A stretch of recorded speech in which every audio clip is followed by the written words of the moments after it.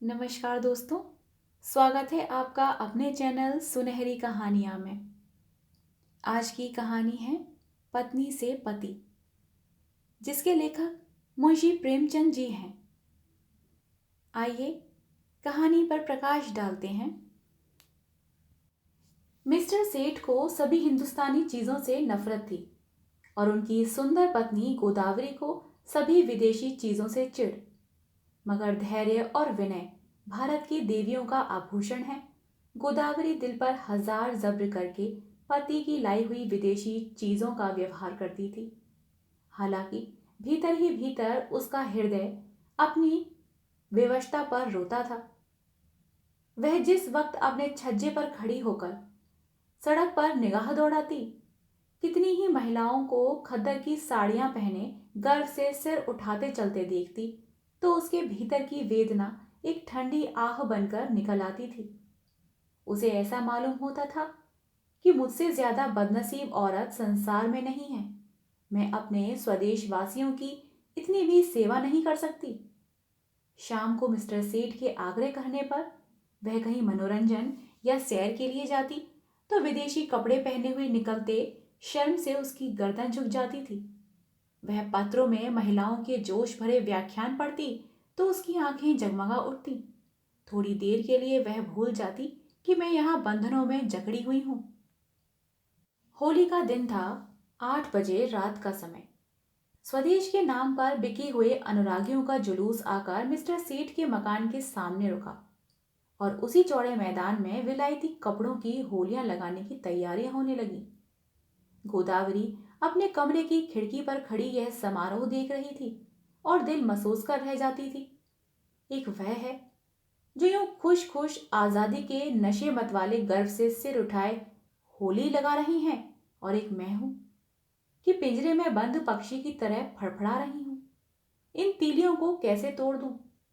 उसने कमरे में निगाह दौड़ाई। सभी चीजें विदेशी थीं। स्वदेशी का एक सूत भी न था। यही चीजें वहां जलाई जा रही थीं और वही चीजें उसके हृदय में संचित ग्लानि की भांति संदूकों में रखी हुई थी। उसके जी में एक लहर उठी कि इन चीजों को उठाकर उसी होली में डाल दे। उसकी सारी ग्लानि और दुर्बलता जलकर भस्म हो जाए।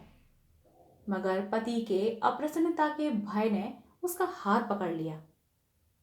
सहसा मिस्टर सेठ ने अंदर आकर कहा, जरा इन सिरफिरों को देखो, कपड़े जला रहे हैं। यह पागलपन, उन्माद और विद्रोह नहीं तो और क्या है? किसी ने सच ही कहा है, हिंदुस्तानियों के न अक्ल आई है और न आएगी।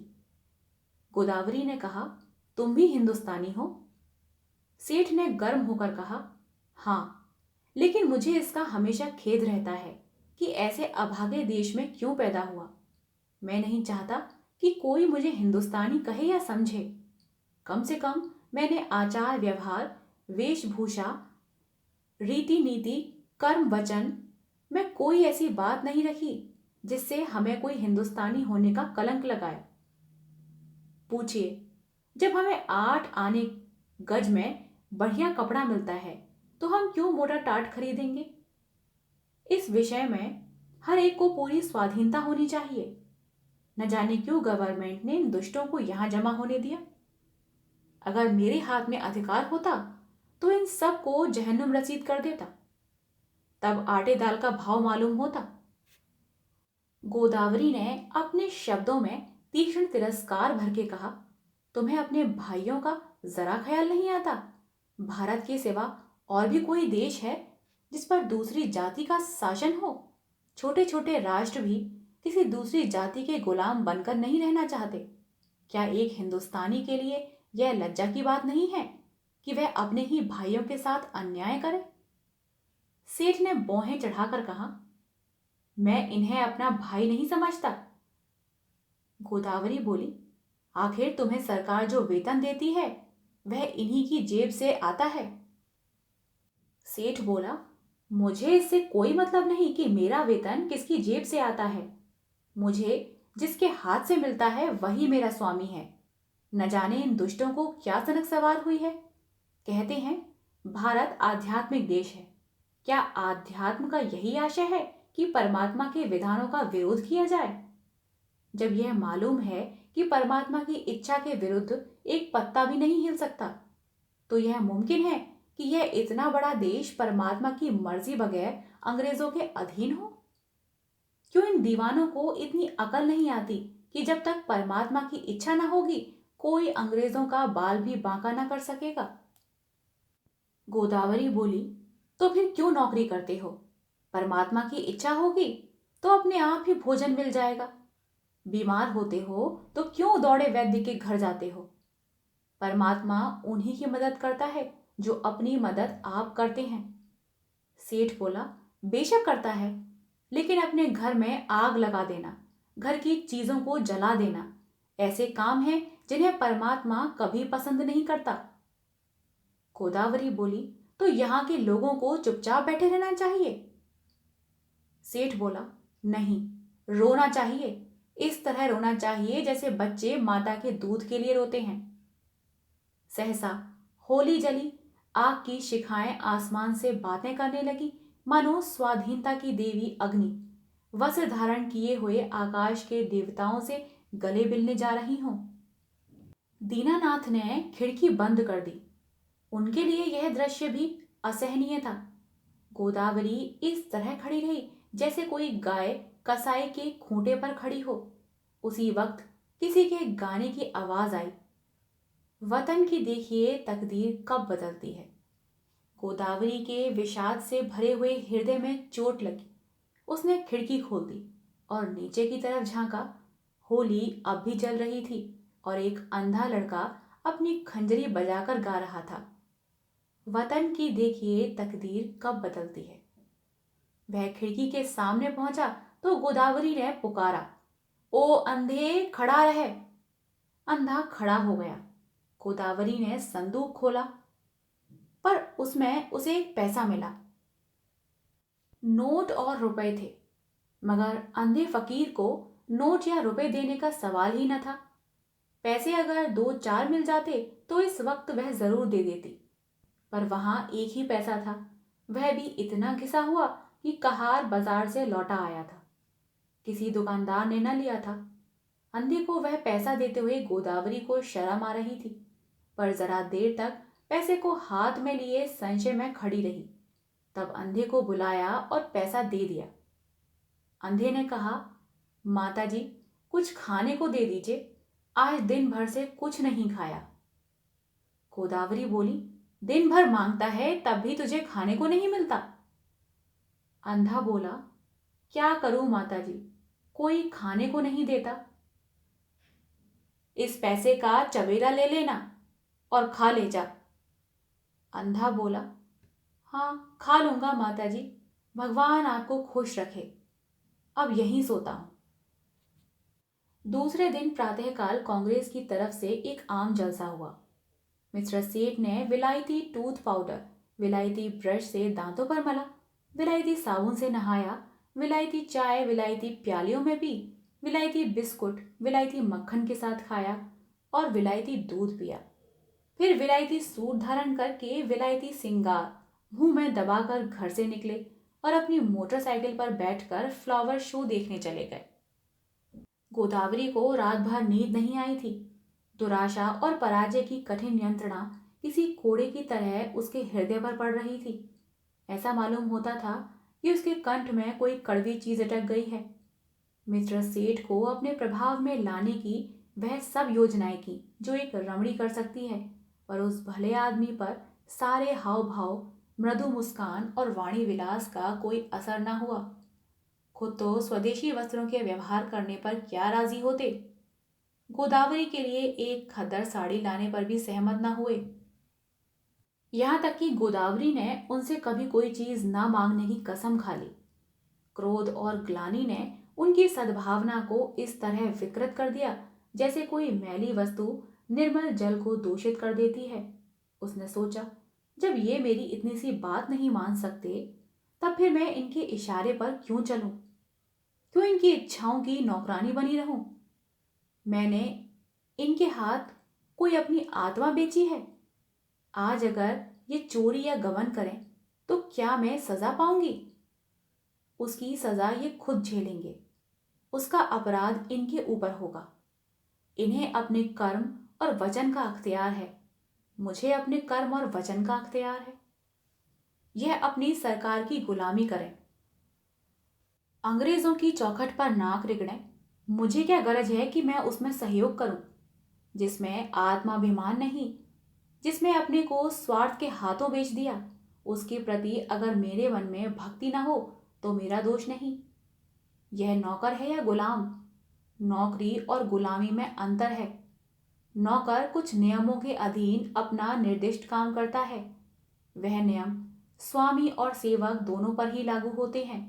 स्वामी अगर अपमान करे, अपशब्द कहे, तो नौकर उसको सहन करने के लिए मजबूर नहीं। गुलाम के लिए कोई शर्त नहीं, उसकी दैहिक गुलामी पीछे होती है, मानसिक गुलामी पहले ही हो जाती है। सरकार ने इनसे कब कहा है कि देशी चीजें ना खरीदें? सरकारी टिकटों पर शब्द लिखे होते हैं, स्वदेशी चीजें खरीदें। इससे विदित है कि सरकार देसी चीजों का निषेध नहीं करती, फिर भी यह महाशय सुरखरू बनने की फिक्र में सरकार से भी 2 उंगल आगे बढ़ना चाहते हैं। मिस्टर सेठ ने कुछ झेंपते हुए कहा, कल ना फ्लावर शो देखने चलोगी? गोदावरी ने विरक्त मन से कहा, नहीं। बहुत अच्छा तमाशा है, मैं कांग्रेस के जलसे में जा रही हूं। मिस्टर सेठ के ऊपर यदि छत गिर पड़ रही होती या उन्होंने बिजली का तार हाथ से पकड़ लिया होता तो भी वह इतने बदहवास न होते। आंखें फाड़कर बोले, तुम कांग्रेस के जलसे में जाओगी? हाँ, जरूर जाऊंगी। मैं नहीं चाहता कि तुम वहां जाओ। अगर तुम मेरी परवाह नहीं करते तो मेरा धर्म नहीं कि मैं तुम्हारी हर आज्ञा का पालन करूं। मिस्टर सेठ ने आंखों में विष भरकर कहा, नतीजा बुरा होगा। गोदावरी मानो तलवार के सामने छाती खोलकर बोली, इसकी चिंता नहीं, तुम किसी के ईश्वर नहीं हो। मिस्टर सेठ खूब गर्म पड़े, धमकियां दी, आखिर मुंह फेर कर लेटे रहे। प्रातःकाल फ्लावर शो जाते समय भी उन्होंने गोदावरी से कुछ न कहा। गोदावरी जिस समय कांग्रेस के जलसे में पहुंची तो कई हजार मर्द और औरत का जमावड़ा था। मंत्री ने चंदे की अपील की थी और कुछ लोग चंदा दे रहे थे। गोदावरी उस जगह खड़ी हो गई जहां और स्त्रियां जमी थीं और देखने लगी कि लोग क्या देते हैं। अधिकांश लोग 2-2, 4-4 आना ही दे रहे थे। वहां ऐसा धनवान था ही कौन? उसने अपनी जेब टटोली तो 1 रुपया निकला। उसने समझा यह काफी है। इसी इंतजार में थी कि झोली उसके सामने आए और मैं उसमें डाल दूं। सहसा वही अंधा लड़का जिसे कि उसने पैसा दिया था न जाने किधर से आ गया और ज्यों ही चंदे की झोली उसके सामने पहुंची उसने उसमें कुछ डाल दिया। सबकी आंखें उसकी तरफ उठ गईं। सबको कौतूहल हो रहा था कि अंधे ने क्या दिया। कहीं एक आध पैसा मिल गया होगा। दिन भर गला फाड़ता है, तब भी तो उस बेचारे को रोटी नहीं मिलती। अगर यही गाना विश्वास और साज के साथ किसी महफिल में होता तो रुपए बरसते, लेकिन सड़क पर गाने वाले अंधे की कौन परवाह करता है। झोली में पैसा डालकर अंधा वहां से चल दिया और कुछ दूर जाकर गाने लगा, वतन की देखिए तकदीर कब बदलती है। सभापति ने कहा, मित्रों देखिए, यह वह पैसा है जो एक गरीब अंधा लड़का इस झोली में डाल गया है। मेरी आंखों में इस एक पैसे की कीमत किसी अमीर के 1000 रुपए से कम नहीं है। शायद यही इस गरीब की सारी बिसात होगी। जब ऐसे गरीबों की सहानुभूति हमारे साथ है तो मुझे सत्य की विजय में संदेह मालूम नहीं होता। हमारे यहाँ क्यों इतने फकीर दिखाई देते हैं? या तो इसीलिए कि समाज में इन्हें कोई काम नहीं मिलता या दरिद्रता से पैदा हुई बीमारियों के कारण अब यह इस योग्य नहीं रह गए कि कुछ काम करें, या भिक्षावृत्ति ने इन्हें कोई सामर्थ्यता छोड़ी नहीं है। साम्राज्य के सिवा इन गरीबों का अब उद्धार कौन कर सकता है? देखिए, वह गा रहा है, वतन की देखिए तकदीर कब बदलती है। इस पीड़ित हृदय में कितना उत्सर्ग, क्या अब भी कोई संदेह कर सकता है कि हम किसकी आवाज हैं? पैसा ऊपर उठाकर बोला, आप में कौन इस रत्न को खरीद सकता है? गोदावरी के मन में जिज्ञासा हुई, क्या वह वही पैसा तो नहीं जो रात मैंने उसे दिया था? क्या उसने सचमुच रात को कुछ खाया नहीं? उसने समीप जाकर पैसे को देखा जो मेज पर रखा हुआ था। उसका हृदय धक्क से हो गया। यह वही घिसा हुआ पैसा था। उस अंधे की दशा, उसके त्याग का स्मरण करके गोदावरी अनुरक्त हो उठी। कांपते हुए स्वर में बोली, मुझे आप यह पैसा दे दीजिए, मैं आपको 5 रुपए दूंगी। सभापति ने कहा, एक बहन इस पैसे का दाम 5 रुपए दे रही हैं। दूसरी आवाज आई, 10 रुपए। तीसरी आवाज आई, 20 रुपए। गोदावरी ने इस अंतिम व्यक्ति की ओर देखा जिसके मुख पर आत्माभिमान झलक रहा था, मानो कह रहा हो कि यहाँ कौन है जो मेरी बराबरी कर सके। गोदावरी के मन में स्पर्धा का भाव जाग उठा।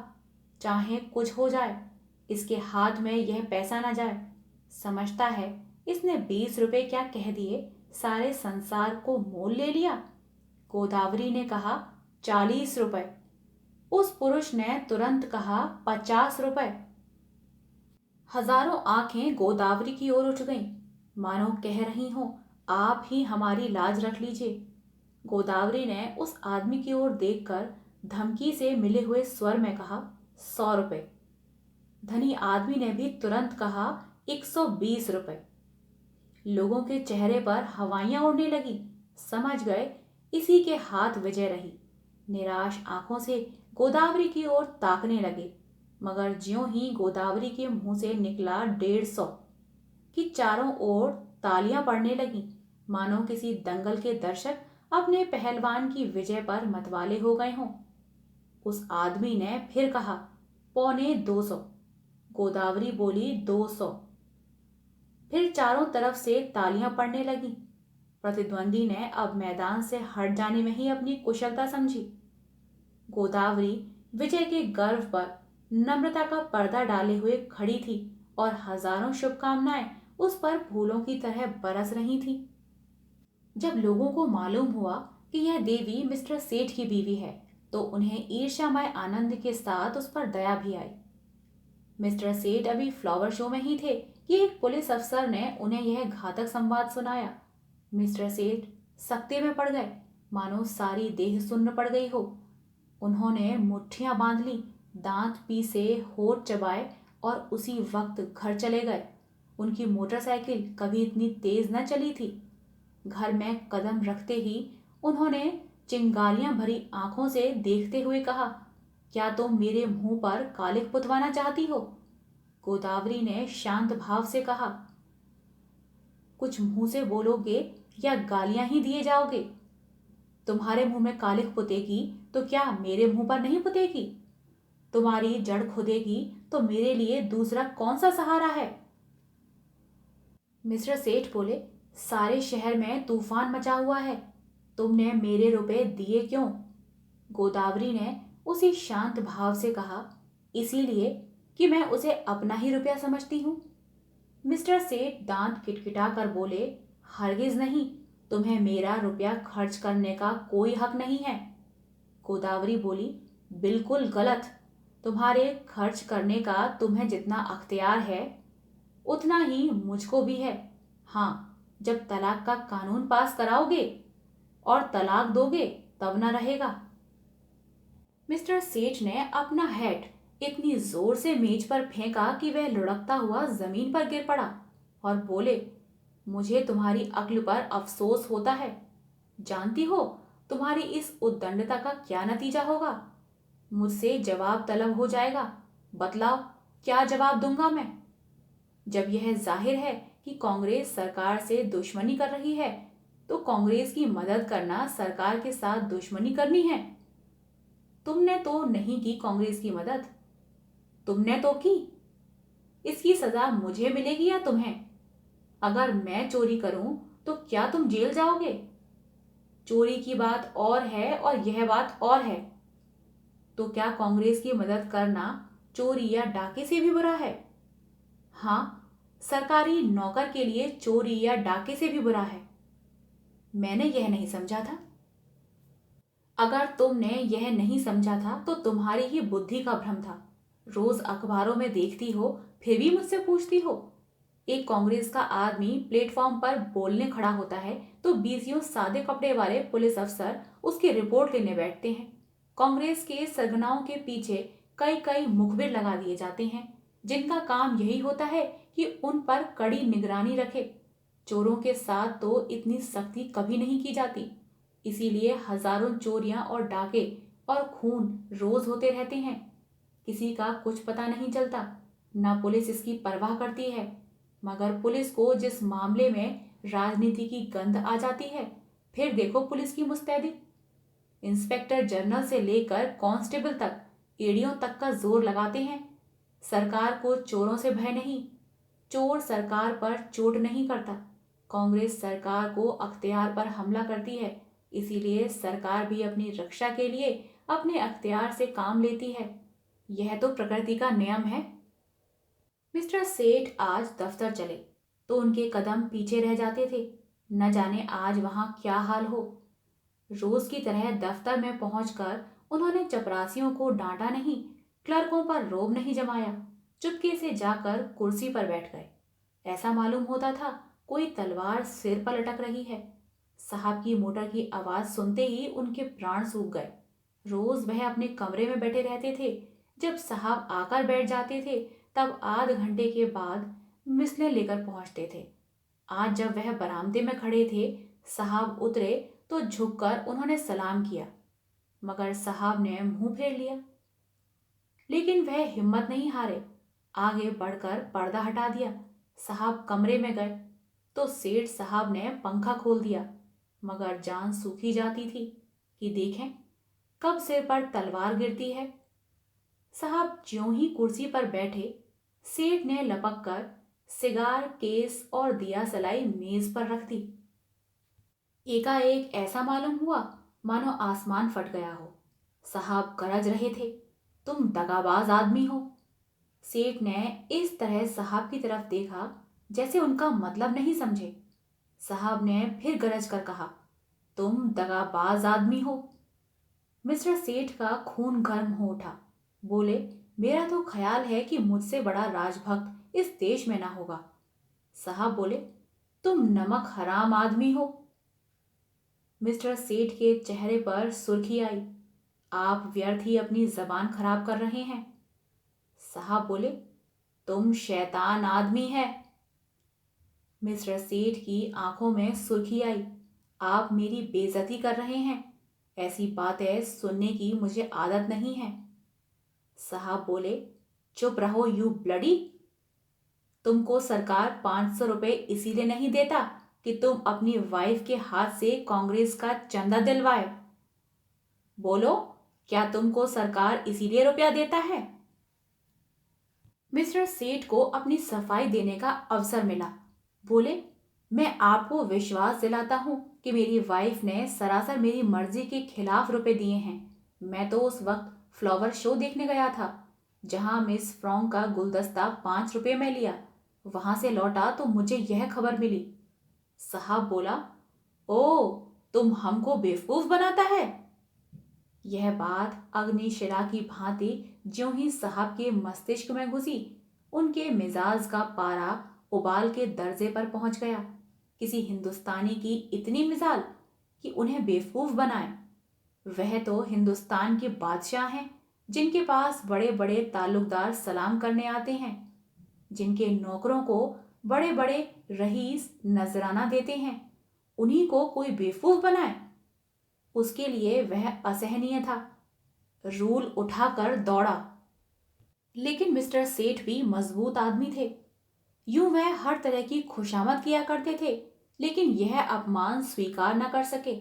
उन्होंने रूल तो हाथों में लिया और एक डग आगे बढ़कर ऐसा घूंसा साहब के मुंह पर रसीद किया कि साहब की आंखों के सामने अंधेरा छा गया। वह इस मुष्ट प्रहार के लिए तैयार न थे। उन्हें कई बार इसका अनुभव हो चुका था कि नेटिव बहुत शान दब्बू और गमखोर होता है।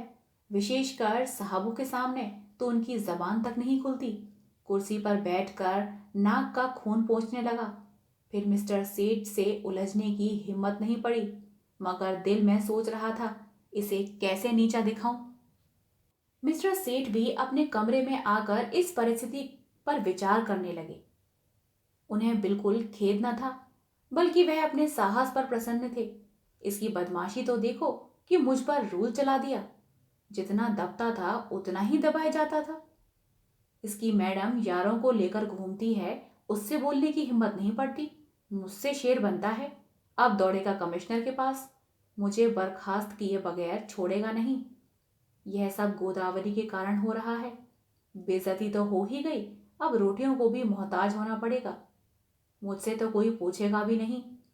बर्खास्तगी का परवाना आ जाएगा। अपील कहाँ होगी?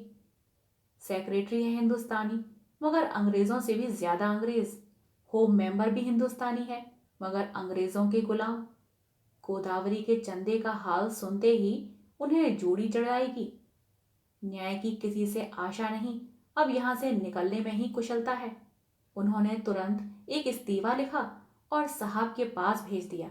साहब ने उस पर लिख दिया, बर्खास्त। दोपहर को जब मिस्टर सेठ मुंह लटकाए हुए घर पहुंचे तो गोदावरी ने पूछा, आज जल्दी कैसे आ गए? मिस्टर सेठ दहकती हुई आंखों से देखकर बोले, जिस बात का डर था वह हो गया, अब रो, सिर पर हाथ रखकर। गोदावरी बोली, क्या बात हुई, कुछ कहो भी तो। सेठ बोले, बात क्या हुई? उसने आंखें दिखाई, मैंने चांटा जमाया और इस्तीफा देकर चला आया। गोदावरी बोली, इस्तीफा देने की क्या जल्दी थी? सेठ बोला, और क्या सिर के बाल नुचवाता? आज नहीं तो कल होना ही पड़ता अलग। गोदावरी बोली, खैर जो हुआ अच्छा ही हुआ, आज से तुम भी कांग्रेस में शरीक हो जाओ। सेठ ने होठ चबाकर कहा, लजाओगी तो नहीं, ऊपर से घाव पर नमक छिड़कती हो। गोदावरी बोली, लजाऊं क्यों, मैं तो खुश हूं कि तुम्हारी बेड़ियां कट गईं। सेठ बोला, आखिर कुछ सोचा है, काम कैसे चलेगा? गोदावरी बोली, सब सोच लिया है, मैं चल कर दिखा दूंगी। हाँ, मैं जो कुछ कहूं वह तुम किए जाना। अब तक मैं तुम्हारे इशारे पर चलती थी, अब से तुम मेरे इशारे पर चलना। मैं तुमसे किसी बात की शिकायत ना करती थी। तुम जो कुछ खिलाते थे खाती थी, तुम जो कुछ पहनाते थे पहनती थी। महल में रखते महल में रहती, झोंपड़ी में रखते झोंपड़ी में रहती। उसी तरह तुम भी रहना। जो काम करने को कहूं वो करना, फिर देखूं कैसे काम ना चलेगा। बड़प्पन सूट बूट और ठाट बाट में नहीं है। जिसकी आत्मा पवित्र हो वही ऊंचा है। आज तक तुम मेरे पति थे, आज से मैं तुम्हारा पति हूं। सेठ जी उसकी ओर स्नेह की आंखों से देखकर हंस पड़े। आप सुन रहे थे कहानी पत्नी से पति। आशा करती हूं आपको यह कहानी पसंद आई हो। कहानी पसंद आई हो तो कृपया कहानी को लाइक और चैनल को सब्सक्राइब करिएगा। मिलते हैं एक नई कहानी के साथ, तब तक के लिए धन्यवाद।